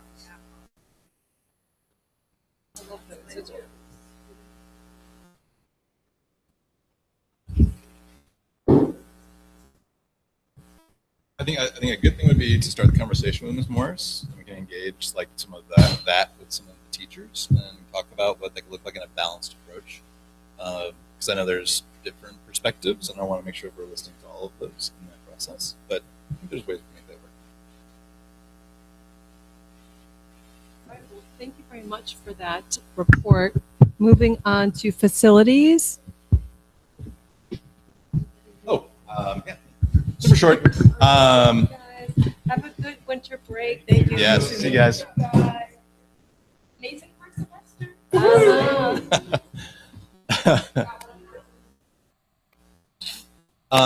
Briefly on facilities, no massive updates in our meeting, but again, we're in custodial manager. They haven't hired a new one since the other one moved on. But we still are 8 positions. We do have now their schedules. We're monitoring like the progress with both facilities and custodial supports. We have those check-ins to kind of keep us ahead of things. So nothing massive with that. Once things start to thaw out a little bit, we have about $300,000 that will be designated to redo our parking lot, have it resurfaced because it's junk, and hopefully can potentially even create more spaces along the way. So For that so free I have a farm. question. Do we have a date yet? For it? Do we have a date yet? Maybe they can pay for it. Wait, hold on. There's too many. I couldn't hear what you were right now. Oh, do we have a date yet of when they're going to start parking? As soon as possible, because right now the biggest concern we have is that if we delay it further, that let's say it gets towards May, it gets towards June, then all of a sudden the district goes, never mind, we're not going to allocate $300,000 to our parking lot. So the day that the company that does it says they are available, we'll communicate to, if it has to be during the school. My goal would be like spring break, right? Like something like that, but I don't dictate and I don't want to lose that opportunity. So if it means we have to do it in chunks and communicate with our staff, like this quarter, whatever it may be, but we do need to make sure we don't lose this opportunity because our parking lot is just a mess. And it needs to be relined. If we can move some of those like barricades or whatever you call it, borders, create more spots. And in that process, also reline it. And also in that process, X off sections in which people can't park that block us from looping in circles and things like that too. Like, so like I know CPS sometimes just does what CPS does. Are they going to give you like the opportunity to like review what it looks like and like maybe this is a big ask, but like because like you and like we know our needs better than CPS does a lot of times. Like, are we going to get that opportunity to like just be like, hey, maybe this isn't the best way to do this, or is that not possible? Just or in the middle of the night, we just get everybody with trucks and we just like break up the barriers. I'm all about that.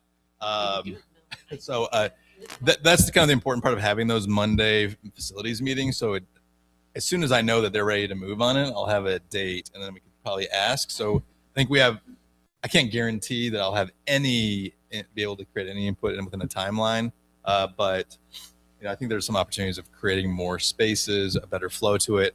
Miss McCormick is actually working on an IB MYP unit for math about how to better utilize our lot, and that's a lesson for students to engage with. Maybe the students can meet with I think would be 1,000% better than what So I want to present what the students have created as being the best, and it probably will be. Is it better at angles than being in this? I think there's a lot of really cool things that will come from our students, and I trust them. So if I get that from the students and I'm able to look in top 2, those will be the 2 that I'm going to share before they even start to say, hey, can you do this? So yeah, cool. Well, that's facilities. What's after facilities? I'm sorry, I lost my agenda. Dr. Steinman, do you know if the grass area is part of the schools as well, or Going all the way up to the townhouse. Yes, that's also school. So those are the opportunity for more space. more space, more farmer market space? Well, Just even the green space just not, or we can say everybody with trucks start parking. So next on the agenda is attendance and SEL. Attendance, we were not able to get a meeting with Miss Theus or answers to like our agenda questions in time for the meeting. So then maybe Principal Steinmiller knows. We had a few questions around like the tardy stuff, just around tardy rates and specifically about the emails that are going out or not going out. Like, do you have any status on her I work don't have or the progress? percentage on the tardies, but I do know that Theus has been working with other schools in our network who do have some of the communication. One specifically is Taft, another is like Lakeview, working with them to put together I forget what it's called, but basically it produces their email, their communication. It took them about 3 months to develop that whatever thing they were doing. Right now, our IT coordinator is doing the mandated district audit of every single tech item in the building, which has been absorbed his time for the last, right now, for the next 14 days too. But following that, he's going to work with the Taft School to be able to kind of see what they've done for that. Instead, independent communication has just been going out to families, not as scalable as we want it to be. The good part is that we still are seeing the outcomes. I mean, I'll give you an example. Taft's chronic absenteeism is about 50%, and their attendance rate is about 5% lower than ours. So like, everybody's working really hard, and I think there's some good processes, but like, we still want to focus on the individual conversations with kids, get to that point to start doing things. I think that'll just be like, I know last night Miss Theus was doing home visits, so there's those things are going on. But once Mr. Hardesty is done with auditing all of our stuff that he has to like scan, this little stupid code has to be scanned for literally everything that we have. It's on the back of like our computers. It's just it's really a painful process. So once he's done with that, he'll partner with. How about like the tardies in detention? I know I met with Mr. Gwimbieski on our check-ins. So we're looking at the percentage of like detentions and things going on. So I know that those are taking place and that students are going to them based off. That's actually the highest reason students are going to detention is because of tardies, not because of other behaviors. But that's pretty much predominantly what that's all about. I don't have the percentage though in front of me, but I do know that even last Thursday she was working with the schools. She's a part of a professional learning community with them that we're all trying to work through solutions, processes, and everything together. She meets with them every month to work on that as well.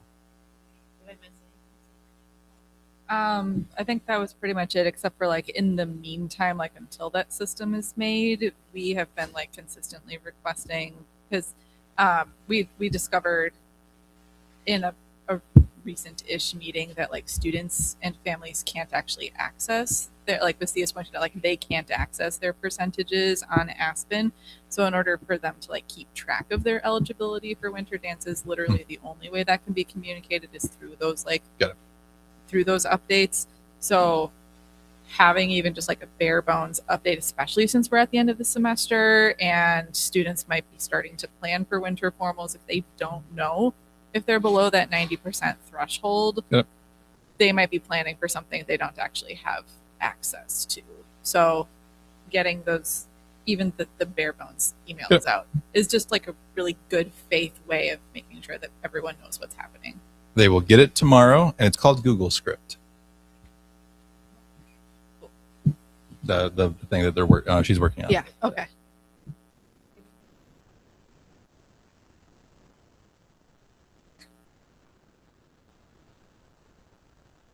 I wanted to ask a question. Is there a way for students to recover to be able to participate in school activities?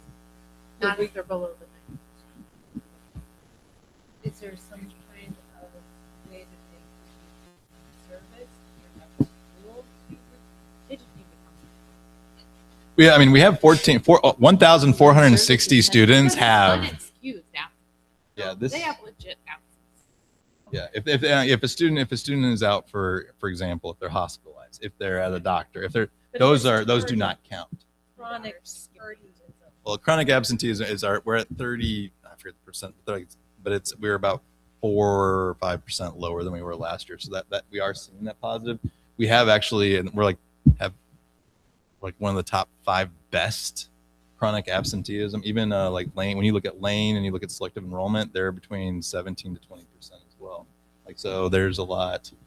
And like I said, schools like Taft, I know they're about 50%. There's other schools that are about 80%. It's not there's a lot of stuff going on in schools. Reporting though, I'm curious why there's such a disparity between the 50% they're showing reporting versus our 90%.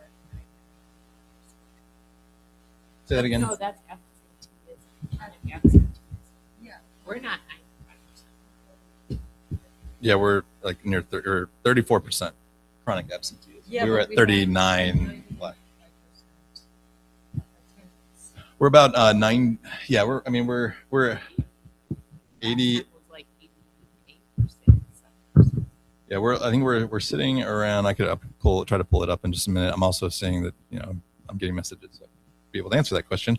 So I'm stalling. But we are up. I wanted to say it was like 88.9 or 88.7 or something like that, which is a percentage above last year at this point. But really the 4 to 5% for chronic, we're at about 89% for attendance. So, but some of that will be, I actually expect that to go up because we have identified several families that just haven't been coming for like 80 days or last 40 days or 20 days. And so as we do home visits, as they get their 10 and 20 day letters, we go to those homes and they no longer live there.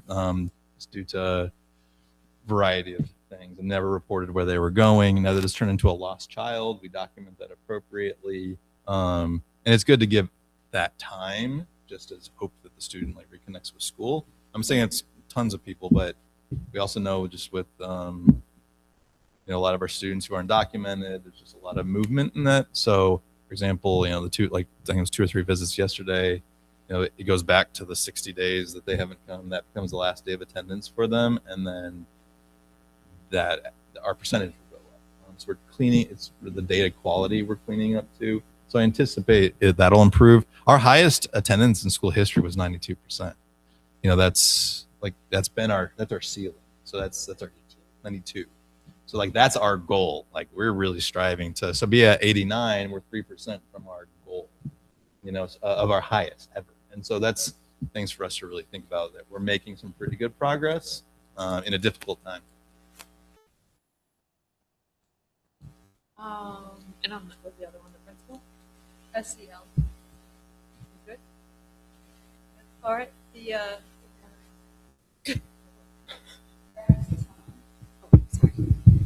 He's going to put together, because we used to talk about fights and suspensions and expulsion, and it seems like those numbers, we haven't talked about that in years. Does that mean those numbers are just they've been going down year after year? I'm not saying we don't have incidents that take place and we don't have kids that act like goofballs, but what we have been we've seen significantly over the last 4 years is a drop. Now we have the data of, we have a significant increase in restorative conversations, parent conversation, that's actually up and up and up, and it's having an impact. So Mr. G and I, when we follow up on SEL, see that are the actions that we're doing having an impact of stopping the repetition of the behavior, and we're seeing that. Now we have 5 to 10 students for the most part who kind of keep looping into certain things. We have 1,114 students, so those are things we focus on, work with JJ and Shotwell on, and so we have plans, we try to work with it.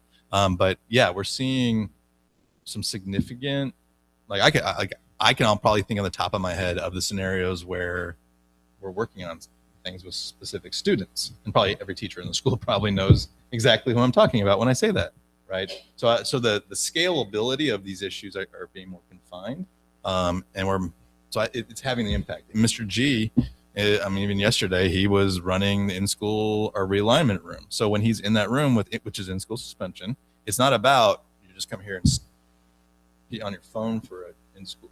He's holding them to expectations, having them reflect on what is the root, why did that behavior, what's going on, how do you restore that? And I think that's having a real impact on what's going on.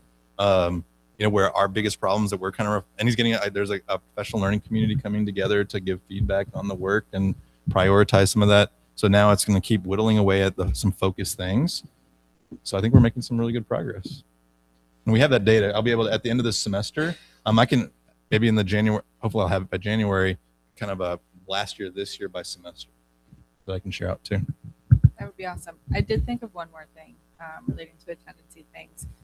Because we're starting semester 2, so that means that all students are going to be starting the year with starting the semester with a completely blank slate for attendance and off-campus access and those sorts of things. So if they had lost them before, they now get them back. Is there going to be some recommunication with students and teachers and all invested parties around the policies Okay. Yeah, the first week we get back, that Thursday and Friday, we have our assemblies again. We do the quarterly assemblies for this exact purpose. There'll be a heavier focus on like our programming at that one. That's kind of what this one is set up for our students. But it will be, and I talked to Mr. G about it, like re-upping the expectations on this, reiterating the attendance needs. If they've had real chronic absenteeism, they will not get it back. That was part of the expectation within the policy, but that'll be reiterated in that first week. Yeah, it'll be auditorium. Really, the only time we do the virtual one is when it's like a survey that we have to do. It's just easier not to move people into the. Thank you. All right. So moving on to community relations.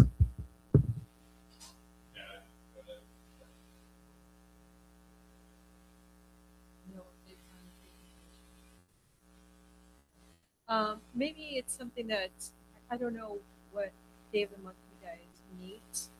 Is it yourself, Paul, and another member of the team of the LSC that meets on the community relations?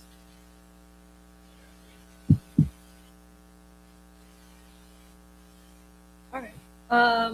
Yeah, well, just we'll talk and then see if we can kind of conjure up a day that we can meet every month consistently and share it out with the group so other people can participate.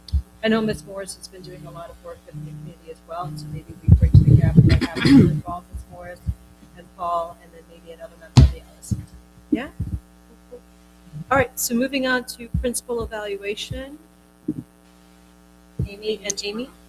We're meeting with Dr. Steinmiller tomorrow to kind of finish aligning a lot of last year's evaluation to this year's evaluation, but it's all integrated into what is the formal evaluation, so there's really nothing new. And then I guess when we get back, we'll probably begin just making sure that everything's in place so we are on our timeline for getting the evaluation to Dr. Steinmiller in a timely manner. Yeah, I'm going to remind everyone that next semester we're going to have a lot on the agenda, the CIWP, along with principal evaluation. And also, it's been open now. If you want to participate in the LSC next year, you can already submit.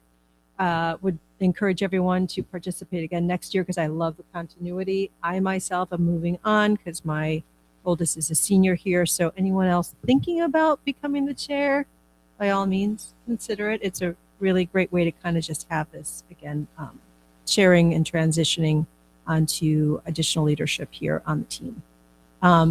Amy's been the co-chair this year, so maybe you want to take the chair next year? Just saying. I feel like a last hurrah because you'll have a senior, won't you?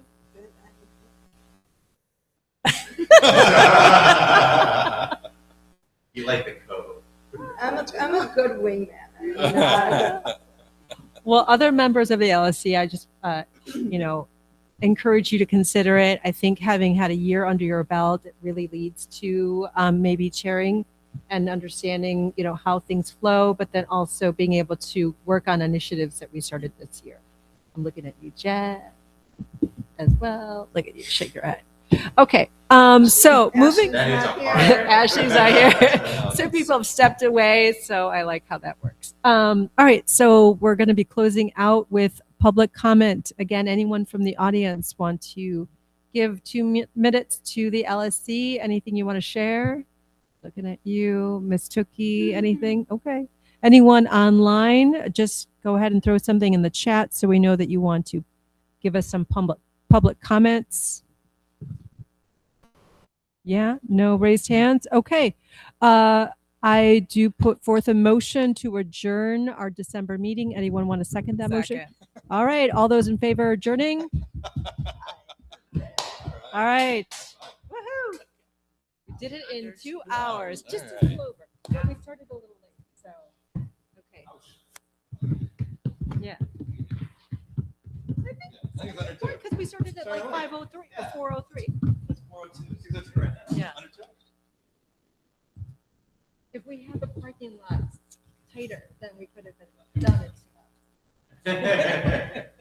Sorry, I told you. Actually, have an idea.